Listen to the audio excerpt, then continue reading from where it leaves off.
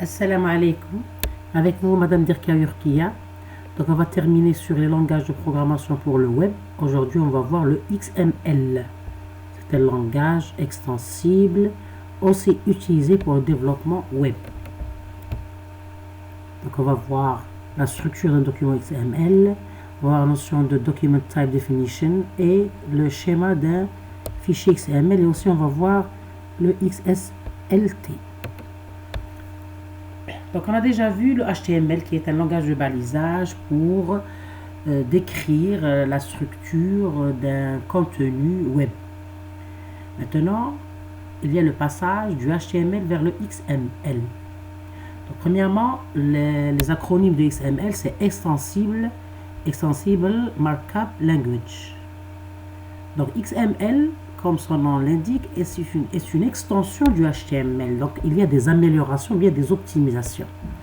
Donc, le XML, c'est le langage HTML amélioré ou bien étendu qui permet de définir de nouvelles balises HTML. Vous voyez, donc c'est une version améliorée de HTML. Donc, XML, il permet de définir de nouveaux domaines de données. Donc, il permet de définir de nouveaux domaines de données. Et c'est un langage de balisage qui permet de séparer le contenu de la présentation. Donc, il y a plus de liberté dans la présentation. Donc, il sépare entre le contenu et la présentation. Donc, déjà, pour le moment, on sait que c'est une extension du HTML. Donc, déjà, on connaît que veut dire le HTML. Donc, XML est l'extension du HTML. Donc, c'est sûr qu'il donne plus d'options et plus d'opportunités. Donc, pourquoi utiliser le XML? Donc, la communauté World Wide Web Consortium, le W3C ou bien W3C, dont le site web officiel est www.w3c.org, elle a 400 partenaires industriels, parmi lesquels les plus grands comme Oracle, IBM, Compaq, Xerox et Microsoft. Donc, vous voyez que même le développement informatique, par exemple des langages web, sont gérés et contrôlés par une communauté qui contient les grands pays capitalistes comme, c'est-à-dire l'essentiel, ça concerne les partenaires industriels les plus riches, entre autres Oracle, IBM, Compaq, Xerox et Microsoft, qui sont des compagnies américaines et européennes en général. Et aussi, cette communauté qui est le W3C, donc elle contient ses partenaires industriels, c'est-à-dire elle est conçue par ses partenaires, et aussi elle contient des laboratoires de recherche. C'est sûr que, quels que soient les partenaires industriels, c'est-à-dire qui apportent l'apport économique, il y a le côté scientifique qui est apporté par les laboratoires de recherche. Donc, entre autres, il y a le laboratoire de recherche MIT pour les États-Unis, il y a l'IREA pour l'Europe, et il y a l'université Keio du Japon pour l'Asie. Donc, vous voyez que le développement scientifique, il a besoin de deux grands axes qui sont complémentaires.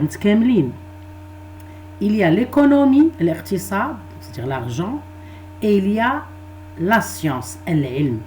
Donc, l'économie et la science, ou bien la technologie, ils sont, c'est-à-dire complémentaires pour réaliser, bien sûr, les apports scientifiques et le développement scientifique. Donc, l'apport économique, il est apporté par les grandes organisations, comme par exemple l'Oracle, IBM, les grandes industries, et l'apport scientifique, il est apporté par les chercheurs qui appartiennent à des laboratoires de recherche, entre autres les grands laboratoires connus, c'est le laboratoire MIT pour les États-Unis, laboratoire INREA pour l'Europe et l'université Keio du Japon, du côté asiatique.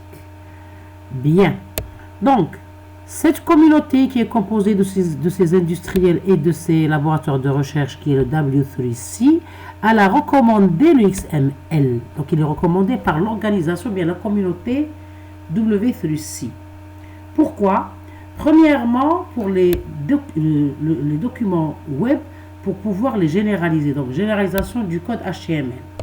Aussi, pour l'échange et la transformation, donc l'échange entre les différents c'est-à-dire web, les documents, les sites web ou bien les axes web, donc les échanges et la transformation, et aussi pour l'intégration et l'interrogation des données sur le web. Donc vous voyez que cette communauté, elle voulait développer le premier langage web qui est le HTML vers le XML qui a des extensions et des améliorations qui permettent des échanges, des transformations, des interrogations, et ainsi de suite dans le web. D'accord? Bien. Donc, on a vu déjà pour le HTML que l'ancêtre du HTML, c'est-à-dire le premier langage de balisage web, était le SGML, Standard Generalized Markup Language. Donc, c'était le premier langage de balisage. Il était très compliqué et était inadapté aux besoins du WWW, World Wide Web. Donc, on a eu le HTML, qui est l'Hypertext Markup Language, qui est plus simple que le SGML, mais ayant beaucoup de problèmes. C'est-à-dire, il y a des insuffisances, des limites. Donc, on a, bien sûr, pour des projets bien précis ou bien pour des cas de traitement web bien précis. C'est-à-dire, les problèmes, ils sont spécifiques à des domaines. L'amélioration de ces problèmes a donné naissance à XML, qui est Extensible Markup Language, en 1997. Donc, tout ce qu'on a fait, on a adapté du SGML aux besoins du World Wide Web. Vous voyez? Donc, on peut dire que, d'une autre définition, le XML est une extension du HTML. Et aussi, comment cette amélioration? En adaptant le SGML qui était très compliqué et était inadapté au WWW, on l'a adapté aux besoins du WWW. Donc, on a tenu ou bien créé le XML. L'objectif du langage XML, c'est la séparation des données et de leur mise en forme. Donc en général, on a deux versions, bien deux langages. Il y a le XML et le XSL. Donc Extensible Style Language. Donc le XML, c'est pour c'est-à-dire les données et leur mise en forme, le XSL. Donc la séparation des informations structurelles et les données qui sont, c'est-à-dire les données qu'on nomme le DTD, c'est Document Type Definition. Ok, ça concernant les objectifs du XML. Donc, en général, le principe clé, ou bien le principe majeur du XML est de séparer la structure d'un document de sa présentation. D'accord, donc tout ce qui est XML, c'est la structure du document et aussi sa présentation vis-à-vis du XSL, qui est le Extensible Style Language.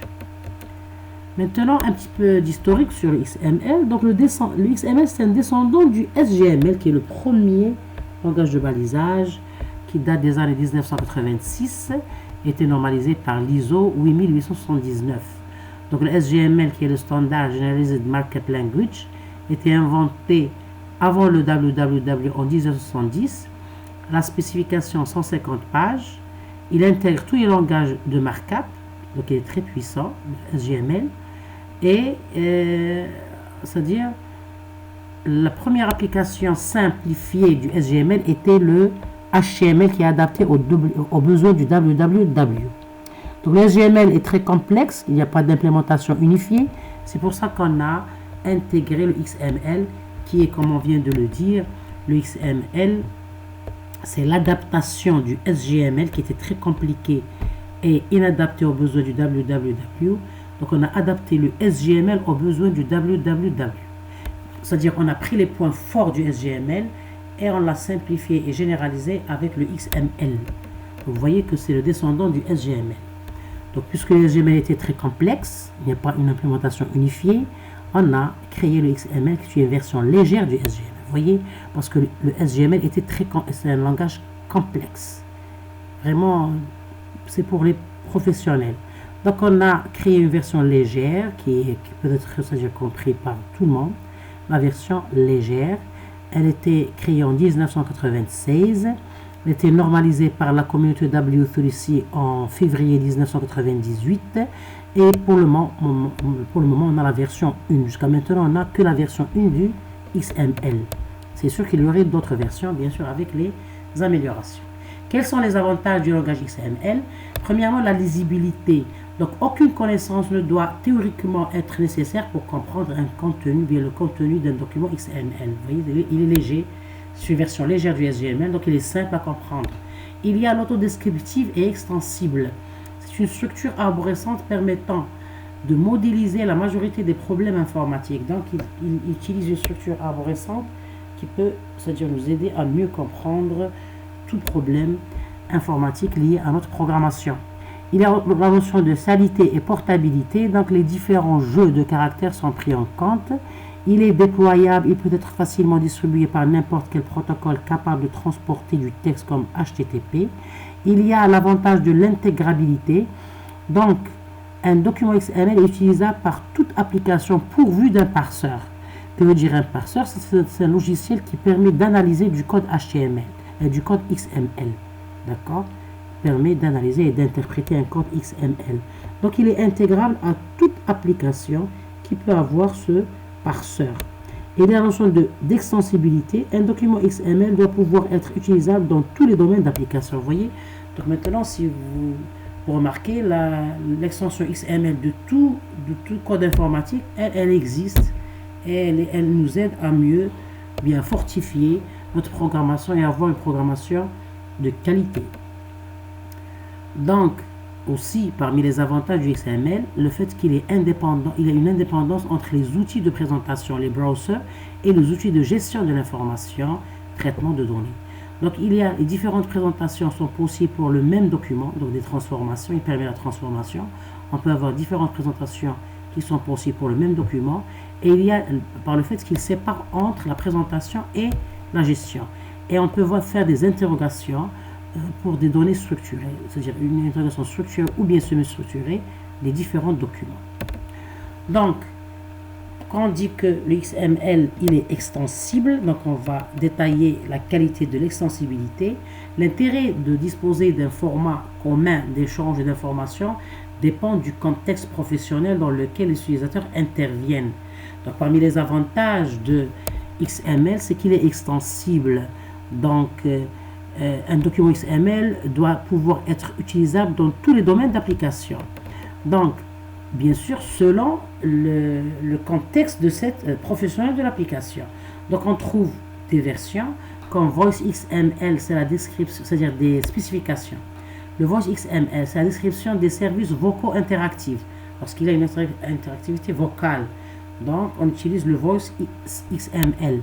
Il y a le CCXML, Call Control Extensible Markup Language. C'est la programmation de serveurs téléphoniques. Il y a le HTML, donc c'est la version ancêtre de XML, Hypertext Markup Language pour la description du contenu des pages web. Il y a le CML, Chemical Markup Language, permet de décrire les composants chimiques. Il y a le SMILE, Synchronized Multimedia Integration Language, permet de créer des présentations multimédia en synchronisant diverses sources audio, vidéo, texte. Et il y a le SWAP, Simple Object Access Protocol, qui permet de décrire des services web. Donc vous voyez que les langages de balisage comme HTML, XML et ces différentes descriptions, c'est selon le contexte qu'on a, c'est-à-dire c'est comme la notion de librairie ou bien de bibliothèque. Il y a des bibliothèques spécifiques. La bibliothèque matérielle, par exemple, math.h, elle contient tout ce qui est maths. Une bibliothèque qui contient la notion la gestion de clavier, ainsi de suite. Donc vous voyez que bien la gestion des input-output, c'est des librairies à part. Donc on fait cette notion de décomposition pour mieux, c'est-à-dire contrôler le langage. Donc c'est pour ça que l'extensibilité de XML sur le contexte, c'est un des avantages et des points forts de XML. Donc, la structure d'un document XML, donc comment on peut écrire un code source en XML. Donc la norme XML en tant que telle doit être vue comme un outil permettant de définir un langage. Donc déjà le XML, c'est un langage qui unifie, c'est-à-dire il unifie le langage web, c'est-à-dire le langage de programmation. Donc on dit alors qu'il s'agit d'un métalangage parce qu'on a déjà dit que le SGML ici est très complexe. On a dit qu'il n'y a pas d'implémentation unifiée. Donc le XML, c'est une version légère, donc il vient répondre aux inconvénients du SGML, parce que SGML, c'est un langage fort, mais qui a des inconvénients qui sont, c'est-à-dire le fait qu'il est très complexe, il n'y a pas d'implémentation unifiée. Donc, la version XML, c'est une version légère, donc moins complexe que SGML, et aussi, elle est unifiée. Les implémentations sont unifiées. C'est pour ça que, c'est-à-dire, on dit que c'est un métalangage. C'est pour pouvoir spécifier ou bien décrire le terme ou bien le concept métalangage. Le fait qu'il unifie, c'est-à-dire cette programmation web. Donc une balise est une chaîne, donc c'est sûr que le code source XML est formé de balises. Donc une balise est une chaîne de caractères de type. Donc on a le chevron ouvrant ici, le nom de la balise et le chevron fermant. Exemple, par exemple, on a l'annuaire. C'est une balise il s'agit de l'annuaire. Donc on a donné un nom à la balise. Il y a la balise personne qui a comme classe étudiant. On a la balise nom. Donc vous voyez qu'il y a la balise et la non-balise. Prénom. Non, prénom, le nom du prénom c'est-à-dire de la personne. C'est-à-dire la personne est formée de nom, prénom, téléphone, vous voyez. Donc la balise téléphone est nom, téléphone. Le email, et aussi on peut insérer des commentaires ici XML avec cette syntaxe, le chevron, un point d'exclamation, deux tirets. Et là, on écrit notre commentaire, puis deux tirets, et on ferme le chevron. Et on a la non-personne, la fin de la première balise et la fin de la deuxième balise. Donc, en général, la structure d'un document XML, elle est structurée en trois parties. Okay? On a la première partie qui est appelée le prologue. Ici, on a parlé ici de la notion de balisage dans un fichier, dans un code source XML. Maintenant, sa structure, bien c'est-à-dire ses composants. Donc, un document XML est structuré en trois parties. La première partie, appelée prologue, permet d'indiquer la version de la norme XML utilisée pour créer le document, ainsi que le jeu de caractères utilisé dans le document. Donc, en général, la version, c'est le 1.0 et toujours, c'est-à-dire la norme, c'est l'ISO 88 c'est-à-dire 8859 version 1. C'est-à-dire, puisqu'elle elle est déduite de la version du SGML. Donc, c'est la première version de l'amélioration du SGML dans la norme ISO est 8859. Le second élément, donc la seconde partie, donc la première partie, c'est ça. Vous voyez que la balise est écrite par chevron ouvrant, point d'exclamation XML version, c'est la version 1, et l'encoding, c'est-à-dire la norme XML qui est l'ISO 8859-1.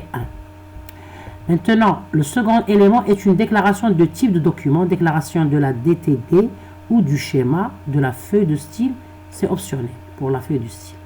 Et enfin, la dernière composante d'un fichier XML est l'arbre des éléments, c'est-à-dire les différentes balises avec des attributs et ainsi de suite. Donc, en général, la syntaxe des éléments en XML, il y a l'encapsulation dans les balises. Donc, on a la balise, le contenu de la balise et la fin de la balise avec le nom balise. Il y a l'utilisation des attributs. Donc, on a toujours le nom de la balise, bien sûr avec le chevron ouvert et le chevron fermant. On a le nom de la balise. On peut ajouter des attributs. Vous voyez, comme attribut 1 par exemple, c'est du texte. Attribut 2, c'est aussi du texte.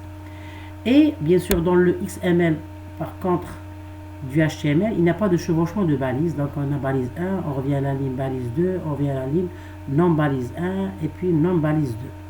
Pour la balise vide, on a le nom de la balise, on n'écrit rien et puis fin de la balise. C'est une balise vide. La même syntaxe peut être chevron ouvert balise et un slash à la fin de la balise, c'est-à-dire avant le chevron fermant. Les deux syntaxes sont correctes. Cette syntaxe ou bien cette syntaxe qui est formée de deux balises.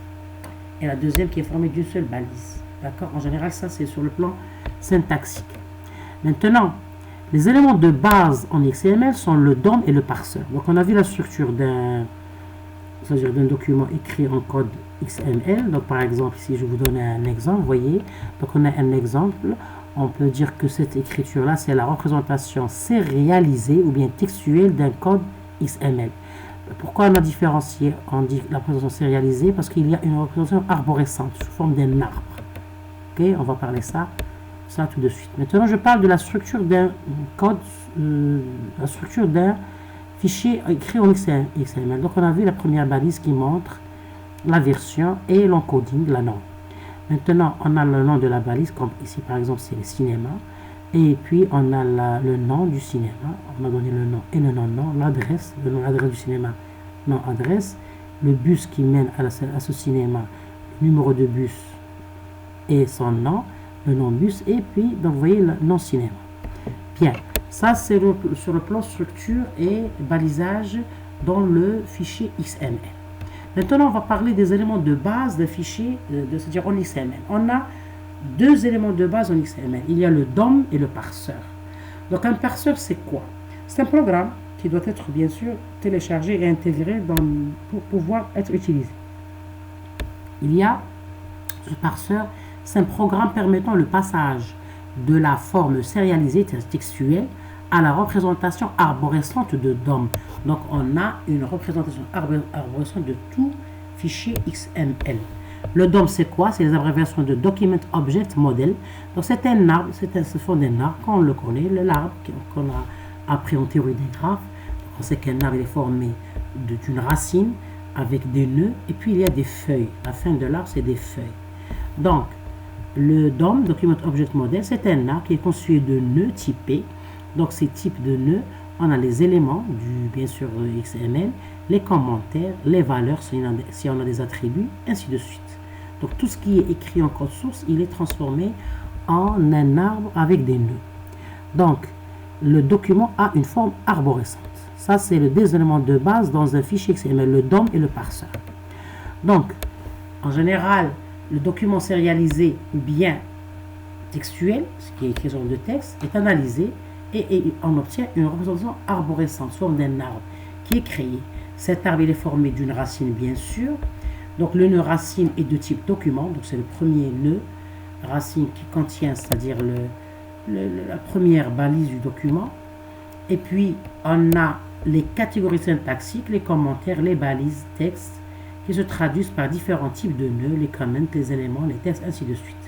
Et puis, on a les nœuds constituant un arbre qui reflète l'imbrication des éléments dans la forme sérialisée. Donc, l'imbrication de la première balise à la balise intermédiaire, et ainsi de suite. Tout dépend de l'imbrication de chaque balise. L'imbrication est déduite par la balise et la non-balise. Tant qu'il n'y a pas de non-balise, tout ce qui est avant, c'est des balises intermédiaires, ou bien imbriquées.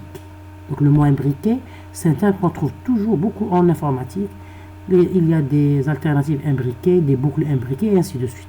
Dans le XML, on a des éléments imbriqués. Donc, cette imbrication, elle est structurée et visualisée dans l'arbre du fichier XML. Bien, donc ça, je vous donne ici un exemple. Par exemple, on a écrit ça, ce code-là, qui nous donne, c'est-à-dire une structure, c'est-à-dire les éléments d'un cinéma, avec son nom, son adresse et le bus qui en amène. Vous voyez qu'on a la balise cinéma, on lui donne son nom. Donc, le nom, c'est une balise imbriquée dans la balise cinéma, ainsi de suite. Donc, on a créé son DOM, qui est le Document Object Model, parce qu'on a dit que le DOM, c'est un arbre, c'est pas un fichier texte. Ça, c'est le fichier sérialisé, c'est-à-dire c'est le document sérialisé, vous voyez, ou bien textuel. Il contient le code source avec les balises du XML. Le DOM, c'est un arbre, c'est pas un source, c'est un arbre qui est formé de racines, de nœuds et de feuilles. Comment on va structurer cet arbre? Premièrement, ici, vous voyez qu'on donne le nom du document, la première balise, donc c'est cinéma. On a dit que la première balise, c'est une balise descriptive qui montre la version du XML et sa norme. Donc, ici, c'est le cinéma. Deuxièmement, on voit qu'il y a nom et non-nom, adresse et non-adresse, bus et non-bus. Donc, normalement, on a trois nœuds qui sont dans le même niveau. Donc, le nom, l'adresse et le bus. Si on avait le nom, adresse avant le nom, donc il y aurait de l'imbrication. Donc, c'est selon le nom, la fin de chaque balise, c'est-à-dire c'est selon la structuration des balises ouvrantes et fermantes qu'on peut détecter cette imbrication. Donc, et on aura l'occasion de voir d'autres exercices pour mieux comprendre l'imbrication. Donc, on a nom, adresse, bus dans le même niveau parce qu'on a la balise ouvrante et la balise fermante, puis la deuxième balise ouvrante et la balise fermante, puis la troisième balise ouvrante et la balise fermante. Donc, c'est pour ça qu'ils sont dans le même niveau. Le cinéma, c'est la racine parce que vous voyez qu'il y a la balise cinéma, la balise fermante de cinéma, elle est à la fin. Donc, c'est la racine, c'est le nom du document, si on puisse dire. Bien, donc on a nom, adresse, bus. Donc, dans l'adresse Dans le nom ici, donc on a pris le nom de la balise. Ici, épée de bois, c'est le texte. Donc le texte, vous voyez qu'il est, on a une autre structure. C'est un rectangle avec des bouts ici, c'est-à-dire ovale. Donc, ou bien, pas ovale, c'est-à-dire les bouts du, comment dirais-je, les bouts du rectangle, ils sont circulaires. D'accord? Donc on a le nom, ici c'est la valeur du nom, l'adresse, c'est-à-dire le texte de l'adresse, et bus, le texte du bus. Le deuxième exemple, la même chose ici, on a aussi des balises, mais on a des attributs. On a utilisé des attributs dans la balise D, par exemple. Il y a, oui, un attribut, on a un commentaire. Donc, on va créer son DOM. Donc, on a ici, vous voyez qu'on a document, c'est-à-dire le premier, le document c'est-à-dire de XML. Donc, on a comment, on a un commentaire ici, vous voyez. Très bien, on a un commentaire. Bien, on a l'élément A qui contient texte A, élément B, élément D et le commentaire. Aussi, ici le commentaire, le CD data 2x inférieur à Y. Bien, et on a vu que dans l'élément D, on a des attributs 1, attribut 2, donc on l'a mentionné. Vous voyez avec un autre symbolisme, c'est des feuilles, attribut 1, attribut 2, et puis on a l'élément C. D'accord? Donc on aura l'occasion de faire des exercices détaillés pour la création des DOM. Pour le moment, il faut tenir que le DOM, c'est la structuration arborescente, ou bien la représentation arborescente d'un document qui est représenté textuellement, ou bien on dit la représentation sérialisée. D'accord? Bien. Et c'est sûr que cette représentation arborescente elle est très importante dans l'analyse des fichiers XML. Bien, donc maintenant, on dit que XML est une solution d'échange. Comment? Donc la nouvelle tendance pour XML, c'est l'exploitation des réseaux et développement d'applications réparties. Donc l'efficacité et la réutilisation et l'accessibilité.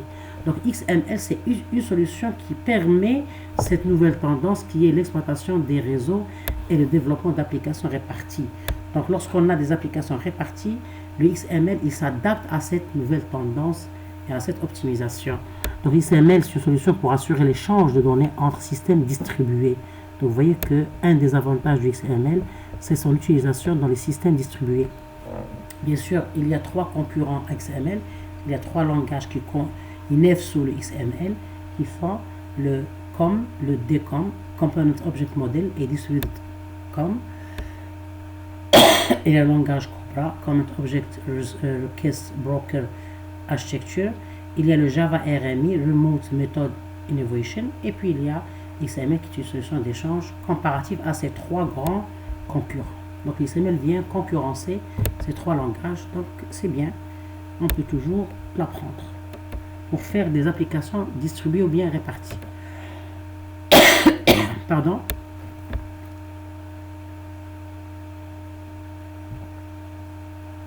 On vient maintenant à la validation des documents XML, comme était le cas pour le code HTML. Les langages web sont validés pour fournir la compatibilité. Donc, comment valider un document XML? XML fournit un moyen de vérifier la syntaxe d'un document pardon, grâce à l'utilisation. Donc, quels sont les validateurs d'un code source XML? On utilise des XML schémas ou bien on utilise des DTD, Document Type Definition, pour décrire la structure des documents avec les imbrications des éléments possibles. Donc un document bien formé, c'est un document suivant les règles du XML. Un document valide, c'est un document XML possédant une DTD ou XML schéma et étant conforme à celle-ci. Donc vous voyez qu'on a un document qui est bien écrit avec les règles du XML en respectant la structure des fichiers XML. Un document valide, c'est un document XML qui possède un DTD, bien une DTD, bien on appelle ça XML schéma. On va voir ça en détail dans une vidéo suivante. Que veut dire une DTD et son utilité pour la validation. Bien, ça c'est quelques références bibliographiques que j'ai utilisées pour préparer ce cours. Maintenant, on va voir ici pour les deux exemples les deux codes ici. Je les ai implémentés, bien saisis avec le, comment dirais-je, avec le code, avec l'éditeur de texte Visual Studio Code. Donc vous voyez qu'on a ici l'écriture du code avec l'extension que j'ai enregistré dans un fichier dont l'extension est .xml. Je voulais donc le premier exemple et le deuxième exemple. D'accord. Maintenant, je voulais exécuter ce programme. Donc c'est-à-dire cliquer sur Run, Start Debugging. Vous voyez, donc j'ai eu ce commentaire de Visual Studio Code qui dit que You don't have an extension for debugging XML. Should we find an XML extension in the marketplace? Donc je vais essayer de chercher une extension XML pour pouvoir l'exécuter avec. Donc il me donne ici plusieurs, vous voyez, plusieurs versions et je peux les installer ici. Vous voyez, je peux installer Develop Robot Operating System Rose with Visual Studio Code. Vous voyez. Donc dans la prochaine vidéo, on va essayer d'installer une de ces versions et de voir l'exécution. Donc je vous remercie pour votre attention. Ça c'est une introduction générale sur le langage XML, mais l'étudiant peut toujours détailler sa compréhension en consultant des